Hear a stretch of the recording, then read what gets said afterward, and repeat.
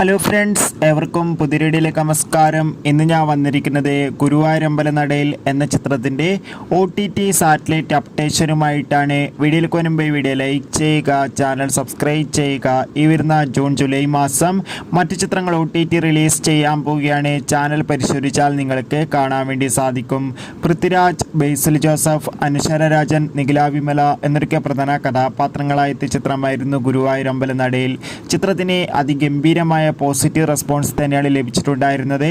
അതുകൊണ്ട് തന്നെ എല്ലാ സിനിമാ പ്രേമികളും ഒരേപോലെയായിരുന്നു ചിത്രത്തിൻ്റെ OTT സാറ്റലൈറ്റ് അപ്ഡേഷൻ അറിയാൻ വേണ്ടി കാത്തിരുന്നത്. ഇപ്പോൾ ചിത്രത്തിൻ്റെ സാറ്റലൈറ്റ് അവകാശങ്ങൾ ഏഷ്യാനെറ്റും OTT അവകാശങ്ങളൊക്കെ സിംപ്ലി സൗത്ത് എന്ന OTT പ്ലാറ്റ്ഫോമും ആമസോൺ പ്രൈം വീഡിയോസ് എന്ന OTT പ്ലാറ്റ്ഫോമും സ്വന്തമാക്കിയെന്ന് കൺഫേം ആക്കിയിട്ടുണ്ടായിരുന്നു.